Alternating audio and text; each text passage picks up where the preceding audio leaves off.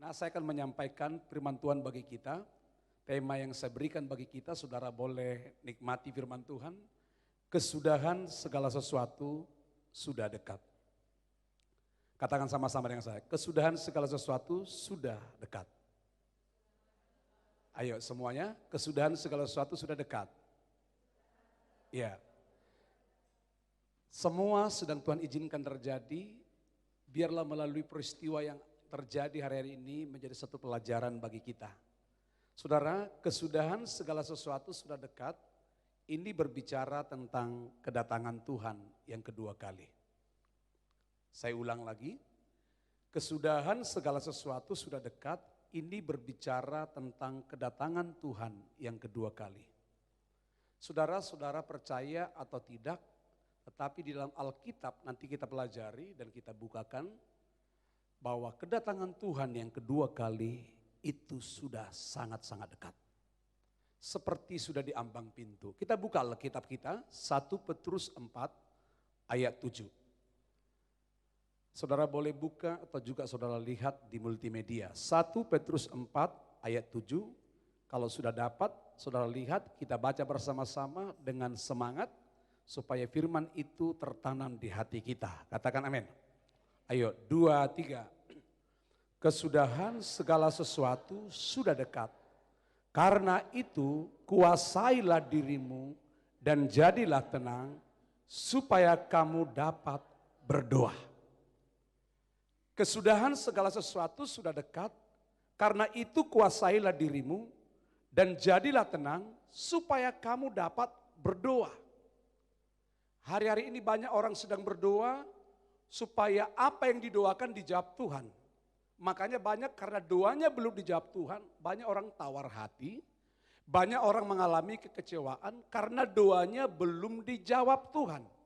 Nanti kita akan belajar bagaimana supaya doa kita hari-hari ini dijawab Tuhan. Di tengah-tengah dunia yang lagi sulit ini.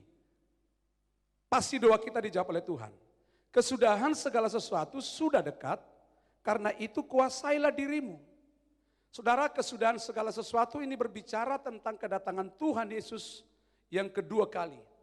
Bahkan diumpamakan kedatangan Tuhan yang kedua kali, perhatikan, kedatangan Tuhan yang kedua kali diumpamakan seperti pencuri pada malam hari. Saya pernah, saudaraku, waktu saya beberapa tahun yang lalu, saya masih tinggal di Koni 1. Saya pernah sekali rumah kami dimasuki oleh pencuri. Dan waktu itu ada 2 anak gadis di rumah kami, untung tidak diperkosa. Maaf, harus saya katakan ini. Pencuri datang tutup muka, lalu rumah lantai 2 itu dibongkar. Mengambil hartanya aja, ngambil uang dan ngambil handphone segala macam. Jam 3 pagi.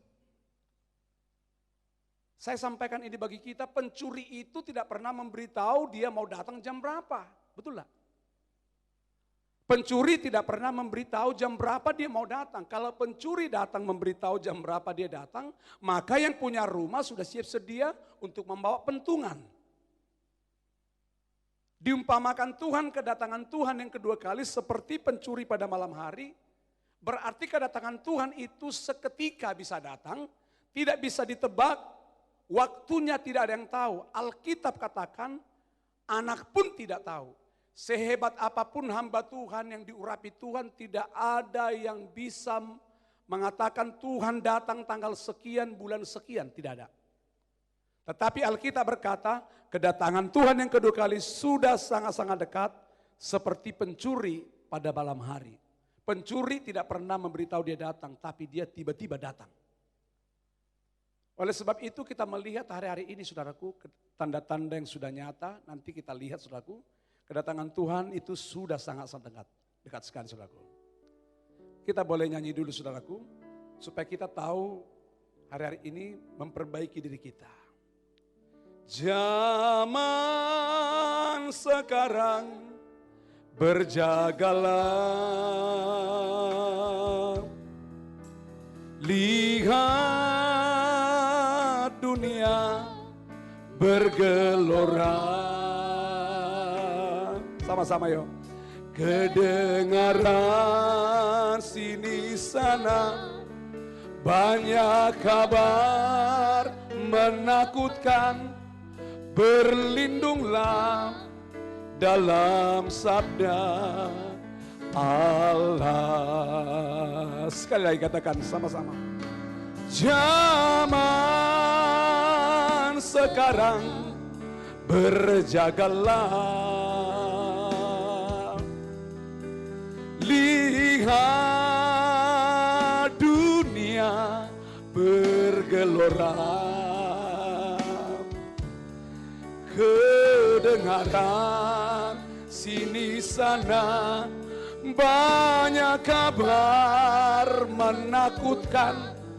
Itu tanda Yesus segera datang.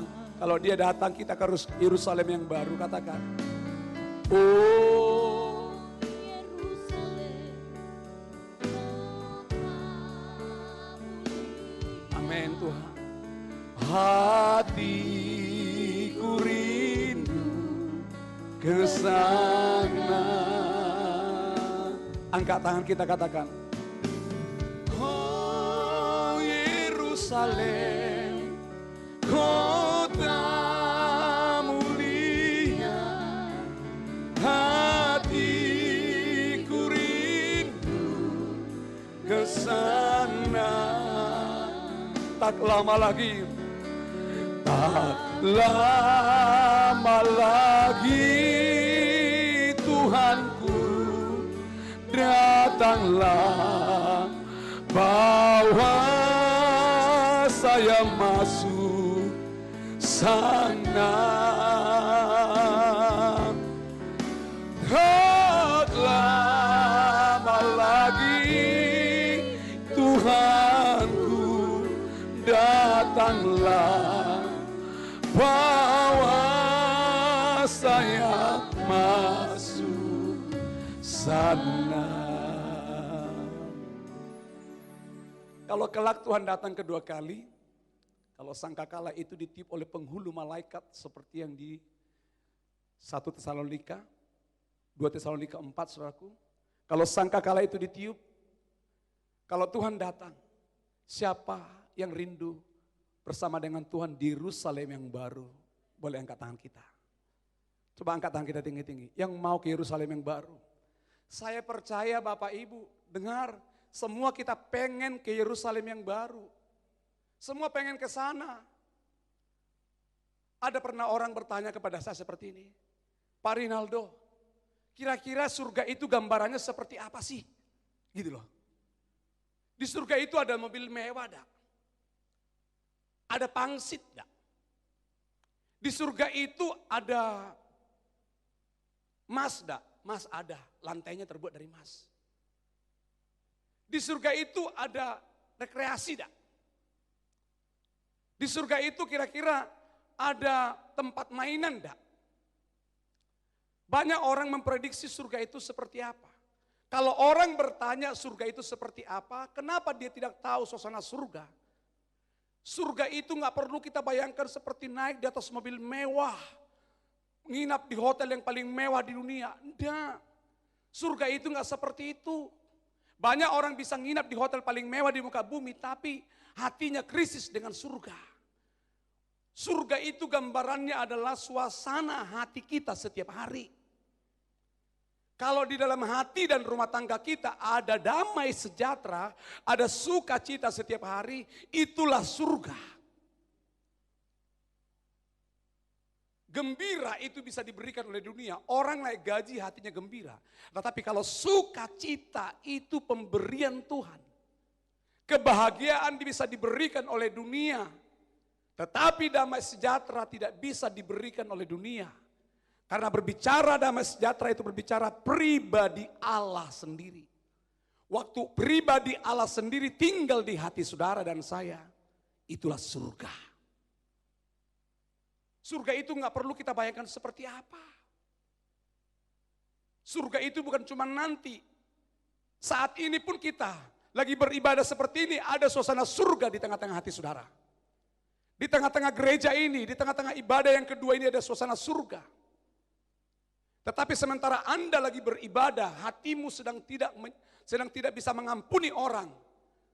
Boleh engkau nyanyi dengan bagus, tetapi suasana surga tidak ada di hati kita. Di surga itu tidak ada kekecewaan. Di surga itu tidak ada sungut-sungut. Di surga itu berbicara pengampunan. Waktu Anda mengampuni orang yang sedang menyakitin saudara, itulah surga. Kerinduan Tuhan semua kita harus ke surga. Sebentar lagi Tuhan akan datang yang kedua kali. Sudah sangat-sangat dekat. Tanda-tanda kedatangan Tuhan yang kedua kali sudah sangat dekat.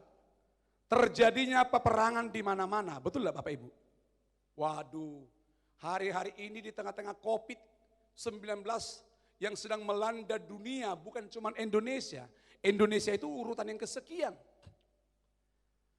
Lagi COVID-19, tetapi masih perang di mana-mana. Bangsa masih melawan bangsa. Bangsa masih memburukan satu dengan yang lain. Itu perang di antara bangsa. Satu rumah tangga, suami istri ribut, saudaraku.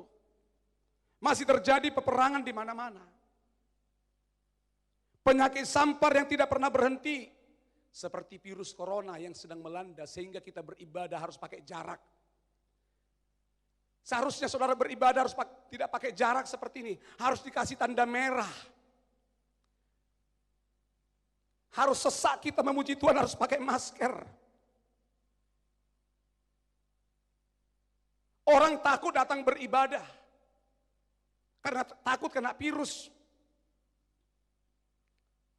Penyakit sampar tidak pernah berhenti. Bahkan sampai Tuhan datang kedua kali, penyakit sampar ini akan terus meningkat. Boleh corona berhenti, masih ada lagi penyakit yang lain. Sampai umatnya bertekuk lutut di hadapan Tuhan memanggil nama Yesus.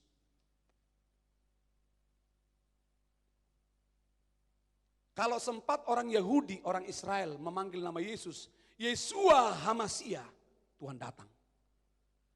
Dan ini sudah mulai terjadi. Jumlah bilangan orang-orang Yahudi itu sudah bertambah banyak mempercayai Yesus sebagai Kristus. Ini tanda kedatangan Tuhan. Penyakit sampar makin bertambah di mana-mana.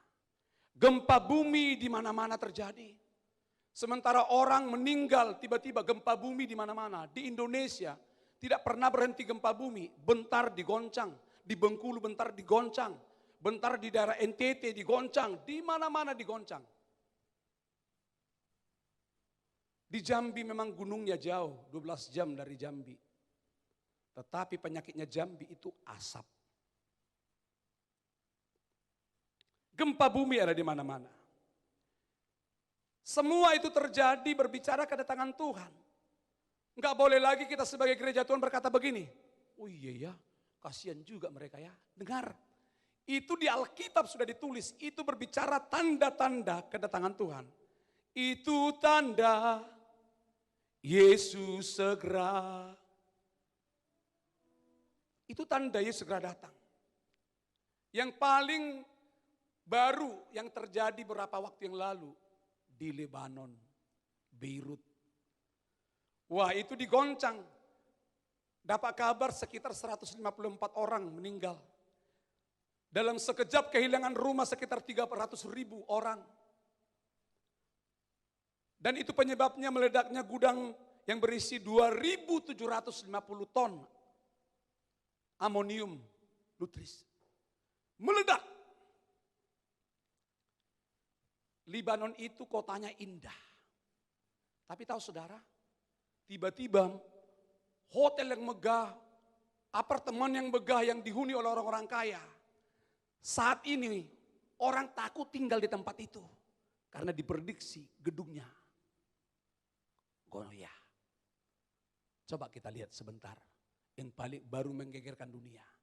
Boleh kita lihat videonya sebentar.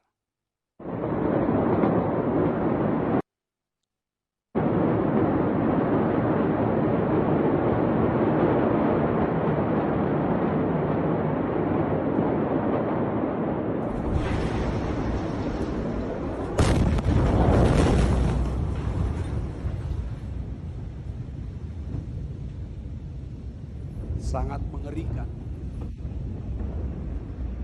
Hitungan waktu sekejap bisa hancur segala sesuatu. Lihat megahnya kota itu.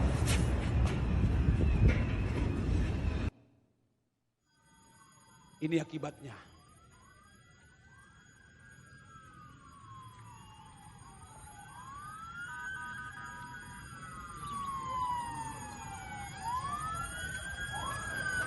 Lihat porak-poranda seketika. Lihat rata dengan tanah.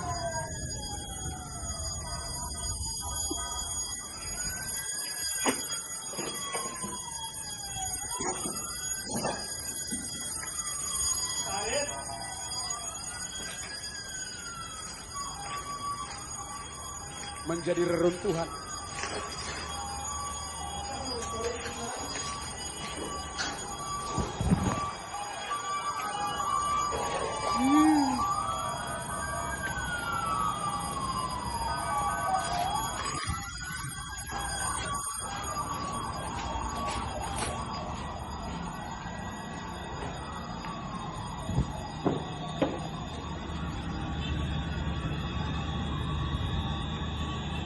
Hancur semua saudara.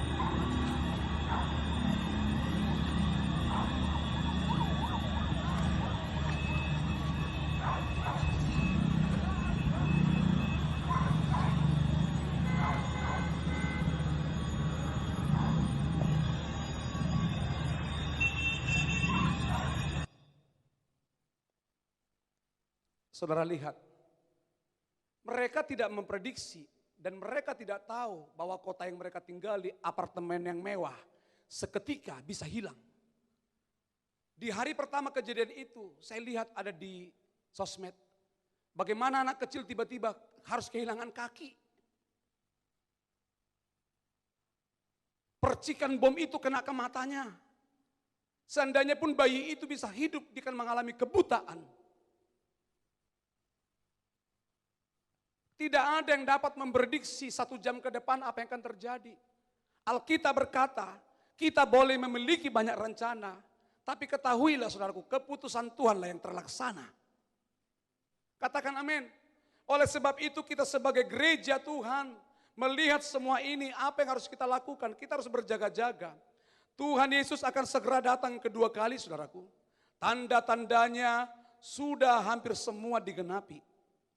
Oleh sebab itu, kalau saudara dan saya percaya bahwa Tuhan akan segera datang, yang percaya katakan amin. Apa yang harus kita lakukan? Apa yang harus saudara lakukan? Apa yang harus gereja lakukan? Tadi dalam 1 Petrus 4 ayat 7 berkata, kesudahan segala sesuatu sudah dekat. Karena itu apa? Kuasailah dirimu. Jadilah tenang. Supaya kamu dapat berdoa. Ada 3 poin. Saya mau sampaikan kepada kita, apa yang harus kita lakukan hari-hari ini sebagai gereja Tuhan. Saya berdoa, kita semua menjadi gadis yang bijak. Di dalam Matius 25, ada 10 gadis, ada 5 bodoh, ada 5 bijaksana. Perbedaan yang bodoh dengan yang bijaksana itu tipis Bapak Ibu. Dan kalau dilihat dari bentuk bajunya dan bentuk bodi badannya, tidak ketahuan mana yang bodoh, mana yang pintar. Tetapi dari tindakannya dan perkataannya, sikapnya, ketahuan kualitas seseorang. Saya pun gak bisa menebak orang. Kadang kelihatan dia baik, tetapi enggak. Ada kelihatan orang, ya gitu-gitu dia, tapi baik. Ternyata yang menentukan kelihatan kualitas yang bodoh dan yang bijak, waktu dikatakan mempelai datang. Lihat di situ udah baru kelihatan kualitas seseorang. Lalu yang bodoh itu sibuk. Apa yang disibukin? Ternyata dia krisis akan minyak. Minyak berbicara pengurapan. Bapak Ibu, kita nggak boleh krisis minyak. Kalau minyak itu krisis, maka padamlah pelita. Kenapa hari ini banyak orang Kristen sudah terjadi COVID-19, mungkin masih bisa terjadi COVID-20. Harapan saya enggak, tetapi itu tidak bisa dibendung. Itu otoritas Allah kita. Dengar saudara, Orang 10 gadis yang ini ada 5, ada bodoh, ada 5 bijak. Yang bijak itu dia selalu berjaga-jaga. Dia selalu menyediakan minyak. Amin. Waktu dikatakan mempelai datang, dia hanya menyalakan pelitanya. Minyaknya tersedia. Saudara, gak boleh krisis minyak di tengah-tengah rumah tangga saudara. Supaya rohmu tidak padam. Kalau roh kita padam, maka orang yang rohnya padam, kalau Anda berjalan dalam kegelapan, coba kalau dimatikan lampu, sehebat apapun kita, tidak pernah saya melihat orang kalau berjalan dalam kegelapan bisa lari-lari, bisa dilompat-lompat, tidak bisa, tidak bisa. Selalu kalau orang dalam kegelapan begini, betul tidak? Meraba-raba, tidak ada kepastian. Hari-hari ini banyak lihat, orang sudah mulai ragu, berjalan mau ke gereja pun ragu, pergi tidak ya? Ibadah enggak, pergi enggak, rohnya padam. Kalau orang yang rohnya menyala-nyala, dia akan bersemangat melakukan apapun buat Tuhan. Itu tanda orang menyala. Apa yang harus kita lakukan? Yang pertama, dikatakan tadi, kesudahan segala sesuatu sudah dekat, karena itu apa? Yang pertama, kuasailah dirimu. Katakan sama-sama dengan saya, kuasai diri. Yang harus kita lakukan saudaraku, perhatikan. Kita harus menguasai diri. Hidup kita ini harus dikontrol setiap hari. Apa yang harus dikuasai dalam diri kita? Yang harus kita kuasai, yang harus kita kontrol setiap hari dalam diri kita adalah, pertama, lihat nih. Coba, mindset. Pikiran. Saudara setiap hari perlu kontrol, kuasai pikiran kita. Yang meninggal di Indonesia COVID-19 sudah banyak. Tetapi belum tentu itu semua meninggal karena COVID-19, betul gak? Banyak itu meninggal karena stres. Saudara, yang harus kita kontrol adalah, yang harus kita kuasai adalah pikiran kita. Yang harus kita kendalikan adalah pikiran kita sehari-hari. Saudara perhatikan, stres itu ada di pikiran. Khawatir ada di pikiran. Saudara, jangan biarkan saudara stres. Hari-hari ini banyak orang stres. Jangan-jangan juga saudara lagi duduk, Anda juga stres. Stres karena banyaknya masalah. Stres karena sekeliling kita tidak ada yang mendukung kita. Bayangkan kalau kita stres. Kalau orang yang stres lama-lama dia apa? Gila. Kalau enggak berobat. Khawatir berlebihan itu enggak perlu kita pelihara. Ada orang-orang dikit khawatir, dikit-dikit khawatir. Membiarkan stres, membiarkan kekhawatiran terus-menerus tinggal di pikiran kita, perhatikan. Kita akan menjadi seperti orang bodoh. Ternyata di Alkitab itu sudah ditulis. Orang yang stres, orang yang khawatir tiap hari disamakan Tuhan itu dengan orang bodoh.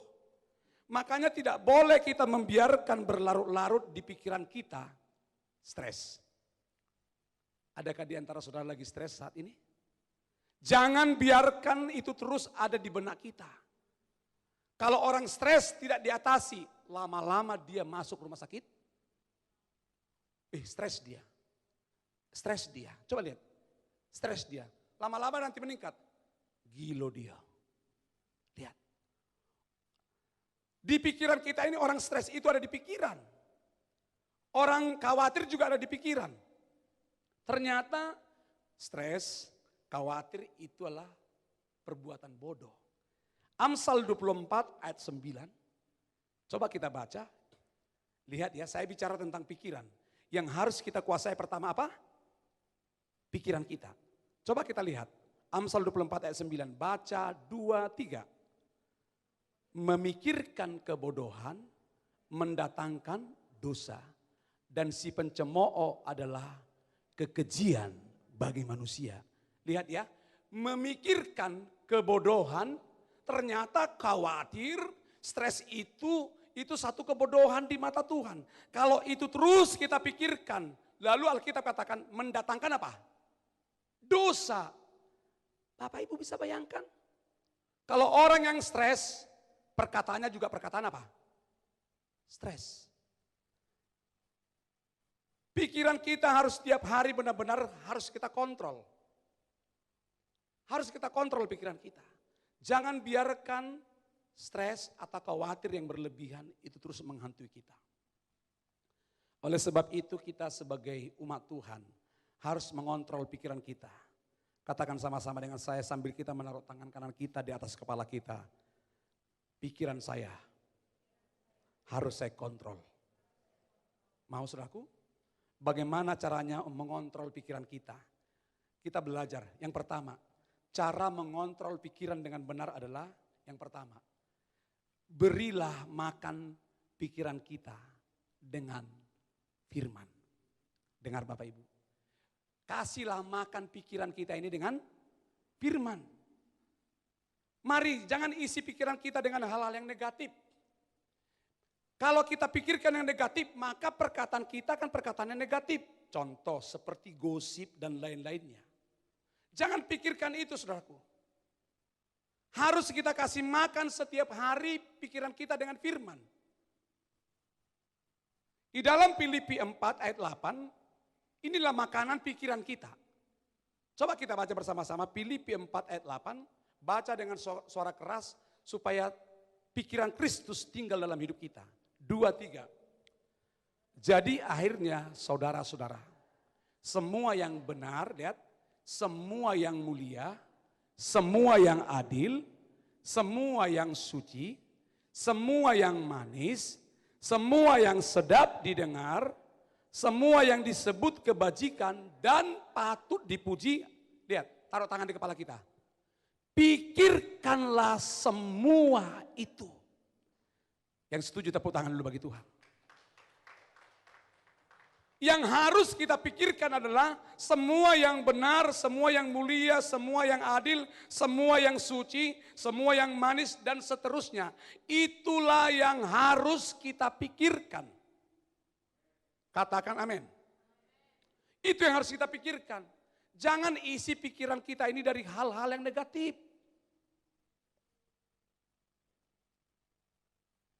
Bagaimana cara mengontrol pikiran kita? Yang kedua, kalau yang pertama tadi, berilah makan pikiran kita dengan firman. Yang kedua, perhatikan ya. Bebaskanlah pikiran kita dari hal-hal yang negatif. Perhatikan Bapak Ibu. Cara kita mengontrol pikiran, bebaskanlah pikiran kita dari hal-hal yang negatif. Apa yang kita pikirkan dan itu jugalah yang kita katakan. Perkataan kita dan pikiran kita itu selaras. Apa yang keluar dari sini itu karena ada di sini.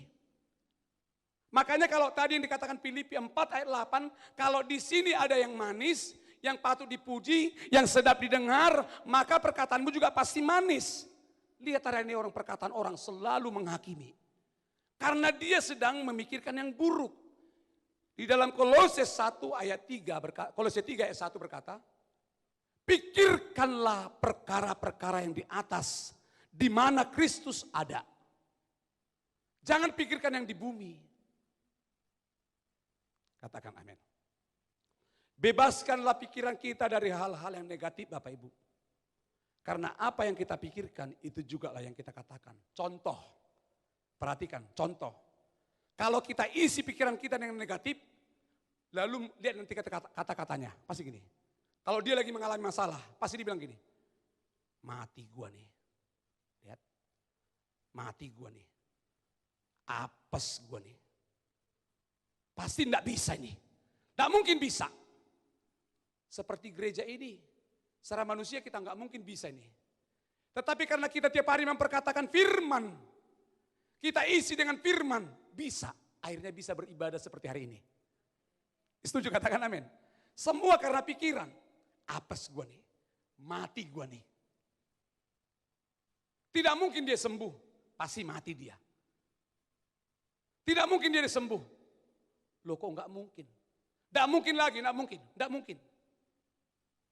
Ya terjadi seperti yang kita pikirkan. Tetapi kalau kita isi dengan Filipi 4 ayat 8, manis, sedap, namanya sedap, lezat. Pikirkan itu, Lalu perkataannya juga lezat. Bisa. Pasti bisa. Enggak ada yang mustahil bagi Tuhan. Pasti bisa. Tetapi begini-begini loh Pak. Enggak apa-apa. Lebih parah daripada kita pasti ada. Tetapi bisa juga. Orang yang mengisi pikirannya dengan firman, kalau dia mengalami sesuatu masalah, dia tetap optimis, bukan pesimis.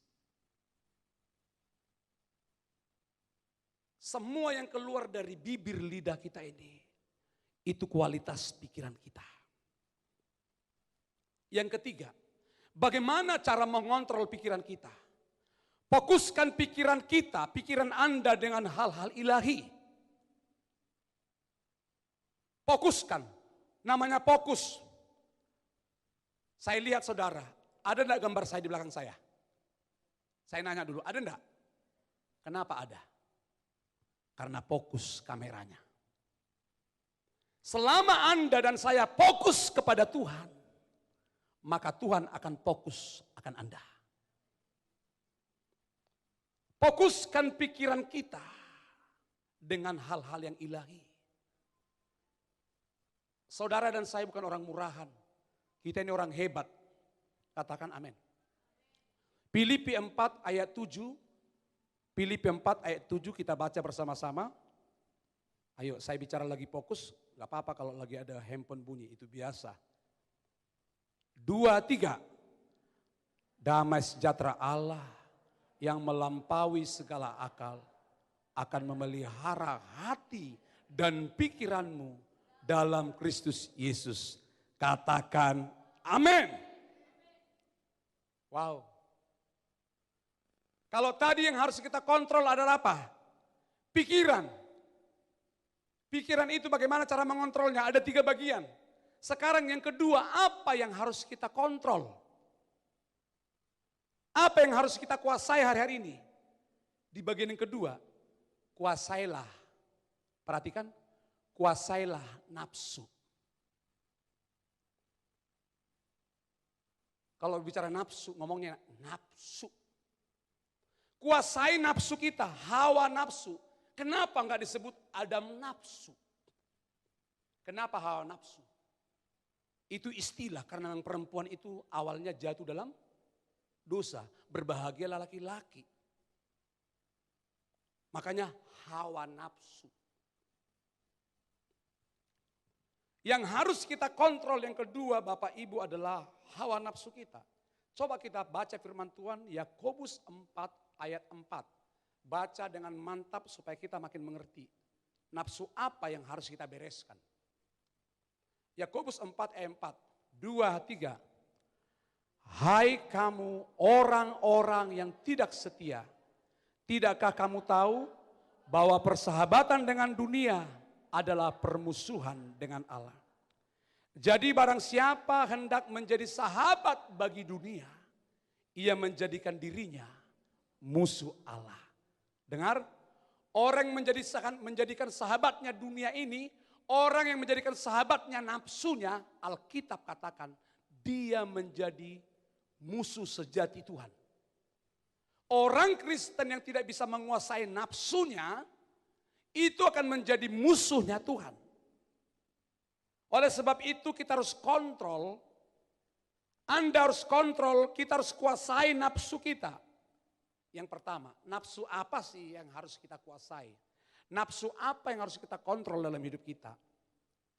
Saya bicara hidup sehari-hari Pak, Bu. Yang harus kita kontrol, pertama, nafsu makan.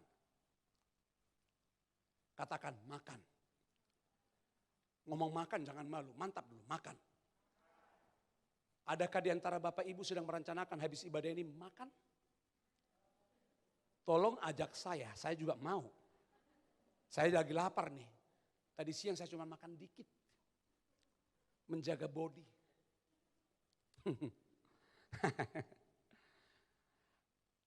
Hari-hari ini banyak orang mati bukan karena kekurangan makanan. Tetapi hari ini banyak orang mati karena terlampau banyak makan. Langsung dia berkata, dalam nama Yesus, in the name of Jesus, sate kambing, sok kambing, langsung lanjut makan durian. Jam 9 malam masuk Siloam. Jemaat di tempat ini orang-orang yang bisa mengontrol makanannya. Jarang makan ini yang lain-lain, ini makanannya bergizi semua nih.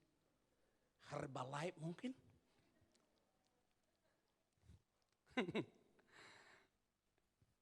Nafsu kita dalam hal makanan harus kita jaga. Makan apa saja boleh. Di Alkitab itu sudah ditulis Bapak Ibu orang-orang hamba-hamba Tuhan yang tidak menguasai nafsu makannya. Akhirnya dia tidak bisa mendapatkan hak kesulungan. Contoh Esau. Harusnya mimbar yang tempat saya berdiri ini, harusnya pendeta doa di sini, doa berkat, biarlah berkat Abraham, Ishak dan Esau. Seharusnya iya. Biarlah berkat Abraham, Ishak dan Esau turun atas umat Tuhan GBI MP Ceria. Aturannya begitu. Tetapi berubah. Biarlah berkat Abraham, Ishak dan kenapa? Kenapa diganti dengan Yakub? Esau itu murahan. Esau itu mentalnya cetek. Cuman gara-gara sepiring sop renebon. Cuman sepiring kacang merah. Sepiring kacang merah Bapak Ibu. Kalau istilah sekarang orang Manado sop renebon. Dia rela menjual hak kesulungannya. Sop renebon atau sepiring kacang merah itu hal yang biasa. Berapa banyak hari-hari ini orang Kristen menjual hak kesulungannya, salvation, keselamatan itu cuman gara-gara pacar. Gara-gara pangkat, karir, posisi. Betul apa benar? Demi mendapatkan sesuatu dia rela menjual hak kesulungannya. Yesus itu nomor 2, yang penting naik pangkat. Yang penting posisi gue bagus. Berdukun enggak apa-apa, penting dapat. Tapi jemaat di tempat ini enggak ada yang seperti itu. Enggak ada, di sini orang-orang baik semua nih. Esau enggak bisa mengontrol makanannya. Gara-gara sop renebon. Makan boleh. Saya enggak mungkin melarang Anda makan. Makan durian boleh. Saya lihat lagi musim durian ini. Silakan. Bila penting kalau saudara lagi beli, ingat saya, panggil, enggak apa-apa. Saya suka durian. Tetapi jangan berlebihan makannya. Katakan amin. Nafsu apa lagi yang harus kita kontrol? Maaf ya. Yang kedua, nafsu harus kita kontrol. Nafsu uang. Perhatikan, kalau saya ngomong uang jangan pura-pura enggak lihat saya. Enggak, saya minta duit saudara. Nafsu uang. Saya perlu uang. Gereja ini juga perlu uang untuk merehab gereja ini. Lantai 2 harus kita gumuli. Lantai 3 dan seterusnya. Gereja ini juga perlu uang. Tapi saya mau katakan, jangan sampai kita diperbudak oleh uang. Uang itu menjadi segala-galanya. Di dalam Alkitab itu 2/3 Yesus mengatakan itu tentang uang. Banyak orang gagal gara-gara uang. Semua orang perlu uang, memang itu harus kita dapat. Tetapi jangan sampai gara-gara uang semangatmu pudar melayani Tuhan. Jangan gara-gara uang Anda jadi jauh dari Tuhan. Nafsu tentang uang. Saya perlu uang. Tapi saya nggak mau diperbudak oleh uang. Karena di Alkitab itu sudah ditulis Bapak Ibu. 1 Timotius 6 ayat 10. Kita baca sama-sama. 2, 3. Udah? 1 Timotius 6 ayat 10. 2, 3. Karena akar segala kejahatan ialah cinta uang. Sebab oleh memburu uanglah beberapa orang telah apa? Menyimpang dari imannya. Lihat nih. Dan menyiksa dirinya dengan berbagai-bagai duka. Orang yang terikat dengan mamon, ujung hidupnya mengalami duka. Sudah ditulis di Alkitab. Orang yang terikat dengan uang, pokoknya uanglah segala-galanya. Apa yang dicari orang? Uang. siang, malam, pagi, sore terus cari uang. Lalu kita yang sudah rajin beribadah kita berkata, kalau nggak ada uang kita nggak bisa buat apa-apa. Betul. Memang uang itu perlu, tapi dia nggak segala-galanya. Jadikanlah yang memiliki lebih daripada uang itu Yesus segala-galanya. Maka yang ada akan makin Tuhan tambahkan bagi kita. Dalam hal uang ini saya nggak mau bahas terlampau dalam. Karena agak sensitif tentang uang. Kalau saya bicara tentang persepuluhan, itu miliknya Tuhan. Persepuluhan itu juga bisa berupa uang. Kita kembalikan kepada Tuhan kalau memang itu miliknya Tuhan. Tetapi kenapa banyak orang tidak mampu dengan setia mengembalikan persepuluhan? Karena dia terikat dengan uang. Nafsu apa lagi yang harus kita kontrol? Nafsu yang harus kita kontrol atau kuasai adalah nafsu marah. Coba bilang marah. Marah. Nafsu marah. Mazmur 37 ayat 8. Kita baca sama-sama. 2, 3. Berhentilah. Belum ya? Mazmur 37 ayat 8. 2, 3. Berhentilah marah dan tinggalkanlah panas hati itu. Jangan marah. Itu hanya membawa kepada kejahatan. Bapak Ibu, boleh enggak marah? Boleh. Kita boleh marah pada tempat yang tepat dan waktu yang tepat. Contoh, kalau anak kecil tiba-tiba ada handphone bagus, katakanlah handphone bagus ini, atau gelas bagus, tiba-tiba anak kecil itu giniin, pak, pecah, hancur. Anda sebagai orang tua jangan begini, hore, pintar dia mecahin. Lama-lama anaknya makin jadi. Yang benar, marahin anaknya. Cara memarahin anak itu gak mesti dihajar. Bisa tangannya dipukul. Guru sekolah minggu paling tahu itu. Marah itu tidak salah. Asal jangan sampai matahari terbenam. Tapi kalau Anda dan saya marah sampai 2 hari. Kesal lihat orang itu terus. Lihat mukanya kita gak sanggup. Begini saudaraku. Tetapi memuji Tuhan gak ada faedahnya. Kita buka Efesus 4 ayat 27 sampai ayat 26 sampai 27. Efesus 4 ayat 26 sampai 27. Kita baca bersama-sama. 2, 3.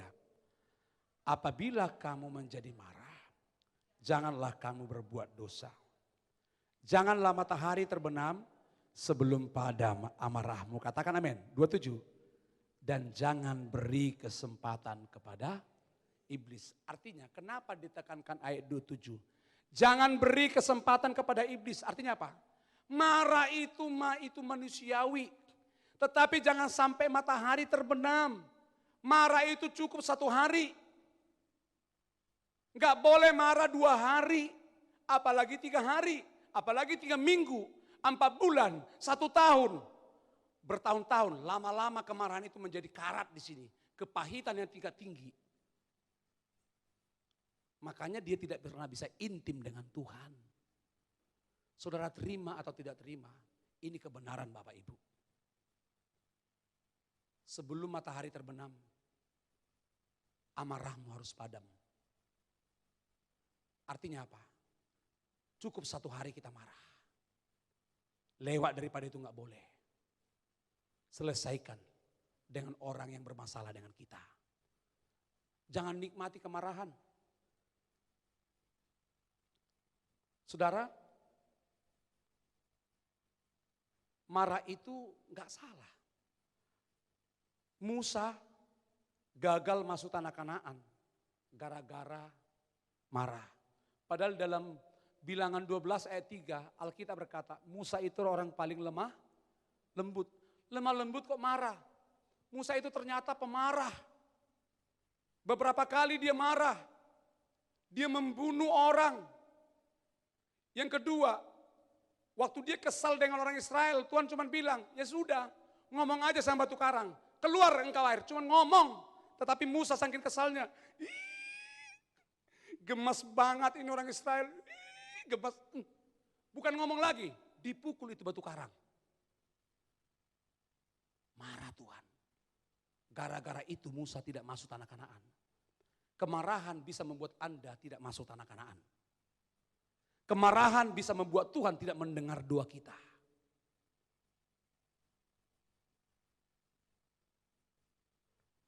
Marah itu manusiawi, tapi jangan sampai matahari terbenam. Katakan amin. Katakan amin. Yang kedua, kesudahan segala sesuatu sudah dekat. Karena itu kuasailah dirimu, yang pertama. Yang kedua, jadilah tenang. Katakan jadilah tenang. Kalau tenang itu kan enak lihatnya. Ada pernah saya tanya cewek, kamu cantik loh. Kenapa lo mau sama dia? Tiba-tiba cewek itu bilang begini, gue demen dengan cowok tuh. Orangnya cool, orangnya tenang. Orang gak tahu, air tenang menghanyutkan. Wah, enak. Kadang kalau lihat orang tenang kan enak lihatnya seperti orang berhikmat. Memang ketenangan itu perlu saudaraku. Hari-hari ini banyak orang kasak kusuk. Perlu ketenangan hari ini. Menjelang kedatangan Tuhan yang kedua kali, Anda dan saya perlu tenang. Yesaya 30 ayat 15. Coba kita baca. Yesaya 30 ayat 15. 2, 3. Sebab beginilah firman Tuhan Allah yang Maha Kudus Allah Israel. Dengan bertobat dan tinggal diam kamu akan diselamatkan. Dalam tinggal tenang dan percaya terletak kekuatanmu. Katakan amin. Ketenangan itu perlu Bapak Ibu. Ketenangan itu enggak dibuat-buat. Ketenangan itu datangnya dari dalam keluar. Kalau orang yang tenang itu berbicara nyaman di hatinya. Daud berkata dalam Mazmur 62 ayat 2. Hanya dekat Allahku, rasa tenang hatiku, kau sertai jalanku.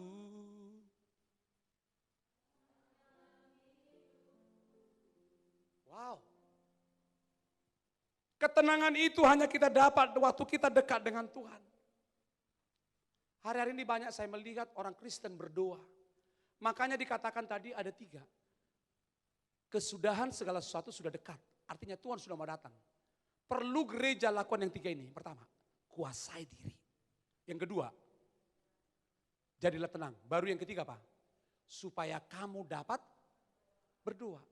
Makanya banyak hari-hari ini orang kecewa. Gini loh, kecewanya gini. Dia sudah berdoa sekian lama tapi doanya belum dijawab-jawab Tuhan. Gimana mau dijawab Tuhan doanya? Dia berdoa hatinya lagi kacau. Dia lagi berdoa tapi hatinya lagi galau. Dia berdoa tapi hatinya kepahitan dengan orang. Ketenangan itu berbicara apa? Kosongkan hati kita, kosongkan hatimu dari hal-hal yang negatif.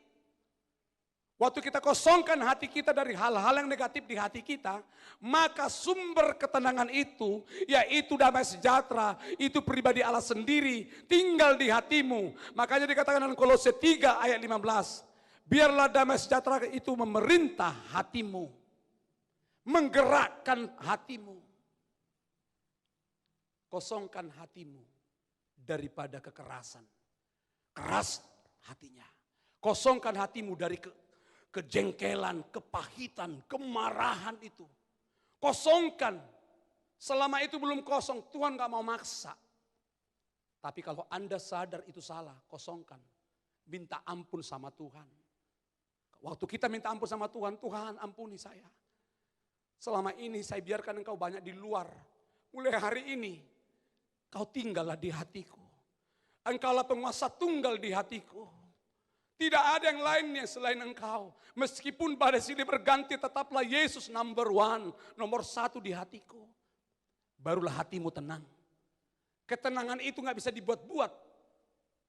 Kita bisa tenang waktu kita dekat dengan Allah. Kalau saudara berdoa, kalau saudara hatimu tenang, doamu boleh salah ngomongnya. Doamu kurang mantap didengar. Tapi kalau hatimu tenang, hati yang tenang itu berbicara sikap hati yang benar. Lalu engkau berdoa, doamu akan dijawab Tuhan. Apa yang harus kita lakukan? Yang ketiga, berdoa. Berdoa dalam kebenaran. Semua doa didengar oleh Tuhan. Katakan amin. Dengar ya, semua doa didengar oleh, tidak ada doa yang tidak didengar oleh Tuhan. Doa agama apapun didengar Tuhan. Doa perampok pun didengar Tuhan. Ada juga orang mau merampok tapi dia doa, lindungi aku Tuhan katanya. Ada juga orang berdoa lagi mabuk dia nyanyiin lagu-lagu rohani. Yesus Tuhan sobat kita minum kamput. Didengar Tuhan enggak? Didengar. Tetapi doa semua didengar tapi tidak semua doa dijawab Tuhan. Yang paling penting doamu dijawab Tuhan. Siapa yang mau doanya dijawab Tuhan? Ternyata doa yang dijawab Tuhan adalah doa orang benar. Yang terakhir, siapakah orang benar itu? Saya simpulkan begini, orang benar adalah orang yang dapat menguasai dirinya dalam segala hal. Orang benar adalah orang yang memiliki hati yang tenang, artinya hatinya beres di hadapan Tuhan.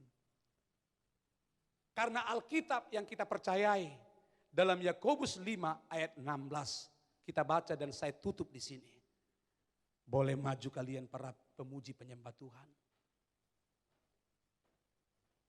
Dan kita lakukan ini supaya Anda dan saya siap menyambut kedatangan Tuhan yang kedua kali. Kita baca 2-3. Karena itu hendaklah kamu saling mengaku dosamu dan saling mendoakan supaya kamu apa? Sembuh. Tahan dulu. Siapa yang mau sembuh hari ini? Sembuh jasmani, sembuh rohani. Kalau engkau sembuh hari ini, belum nyanyi engkau, melihat hatimu, Tuhan udah senang. Belum ngomong, udah senang Tuhan. Belum ngomong dia tapi hatinya beres, aku senang dengan dia.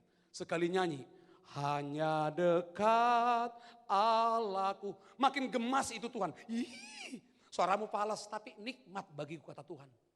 Tapi kalau hati kita kepahitan, suaramu bagus keren seperti Mariah Carey. Tapi karena hati kita kepahitan, Tuhan gak suka. Karena itu hendaklah kamu saling mengaku dosa dan saling mendoakan supaya kamu sembuh. Lanjutkan 2-3. Doa orang yang benar, bila dengan yakin didoakan, sangat besar kuasanya. Katakan sangat besar. Sangat besar kuasanya. Sekali lagi. Sangat besar kuasanya. Doamu manjur. Ada kesurupan di daerah yang kau tinggal. Gak perlu panggil yang lain. Ada kesurupan. Kenapa Pak? Kesurupan. Awas. Yesus. Keluar. Keluar dia.